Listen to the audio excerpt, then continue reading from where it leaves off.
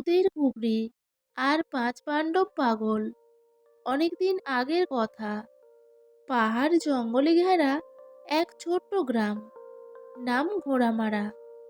সন্ধ্যা নামলেই ঠাকুমা বসে নাতি নাতনিদের ঘিরে গল্প শোনাতেন। সেই সব গল্পের মধ্যেই একদিন শোনা গেল ভূতের খুপড়ির কাহিনী।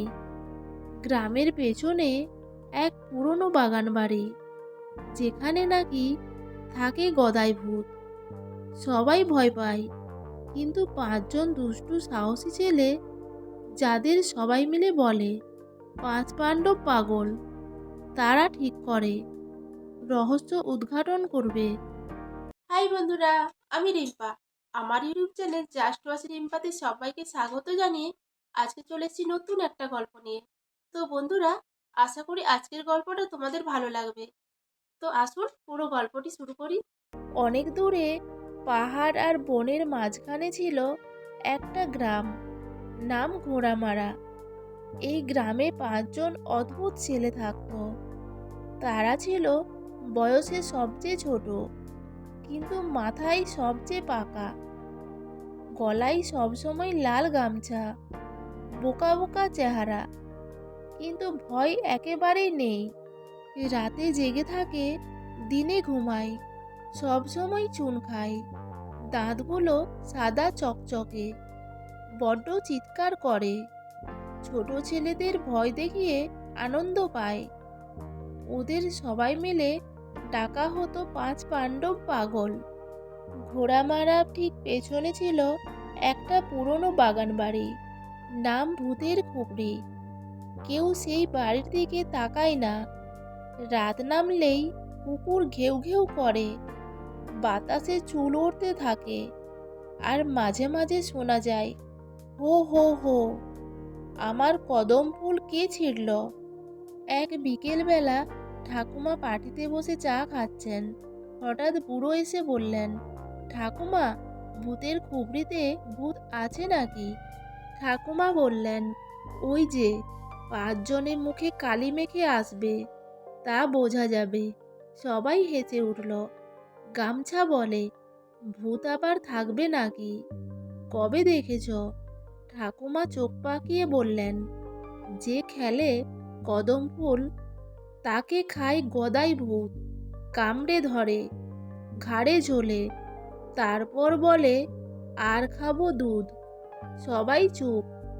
সেই রাতেই পাঁচ পাণ্ডব ঠিক করল ভূতের খুপড়িতে যাবে। চাঁদের আলো পড়েছে, গাছের পাতায় ছায়া নড়ছে। বুড়ো বলল, প্রথমে ঢেড়া যাবে। ঢেড়া, না না, আমার হেঁচকি উঠছে। শুনো বলল, তবে পেঁচা, তুই তো রাতের পাখি। পেঁচা, আমার তখন খুব ঘুম আসবে না। তাই ঠিক আছে। তারা পাঁচজন একটা লাঠি, টর্চ, এক বোতল লেবুর জল আর ঠাকুমার দেওয়া ভূত তাড়ানো তেল নিয়ে হাঁটা শুরু করলো। দরজায় ধাক্কা, আর সঙ্গে সঙ্গে একটা খিড়কির শব্দ। গামছা বলল, এটাই কি বৃষ্টির শব্দ? পেঁচা কাপা গলায় বলল, না রে, এটা কারো কান্নার শব্দ। ভেতরে ঢুকে তারা দেখল একটা চেয়ারে বসে এক সাদা কাপড় পরা ছায়া, ঘাড় নিচু করে বসে আছে। হঠাৎ সে ঘাড় ঘুরিয়ে বলে, আমার কদম ফুল কে ছিঁড়ল? ঢেড়া চিৎকার করে বলল, ওরে বাবা, গদাই ভূত! সবাই একসাথে ছুটে পালাতে গেল, কিন্তু দরজা বন্ধ, তালা লেগে গেছে নিচে থেকেই। ভূত হঠাৎ বলল, ভয় পেও না, আমি খাবো না, কেবল গল্প বলি। পাঁচজন থেমে গেল। গদাই ভূত বলতে লাগলো, এককালে আমি ছিলাম রাজবাড়ির বাগানি। রাজকন্যা খুব ভালোবাসতো কদম ফুল। একদিন রাজা বলল, তুই এত কদম ফুল কোথা থেকে আনিস? আমি বললাম, এই বাগানের গোপন কুয়া থেকে। জল দিলে গাছে ফুল ফোটে। রাজা ঈর্ষায় আমাকে বাঁচতে দিল না, ফেলে দিল সেই কুয়া। আমি আজও ওই গাছে পাহাড় দিই, যে ফুল ছিঁড়বে তাকেই ভয় দেখায়। বুড়ো বলল, তাহলে আপনি খারাপ নন।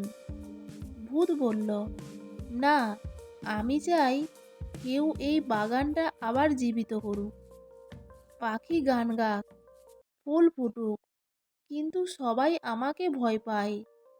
গামছা বলল, তবে আমরা বাগান সাজাবো, পেঁচা গাছে আলো ঝুলাবে, ঢেড়া পানি দেবে, আমি মাটি খুঁড়ব, চুনো গাছে চুন মাখাবে।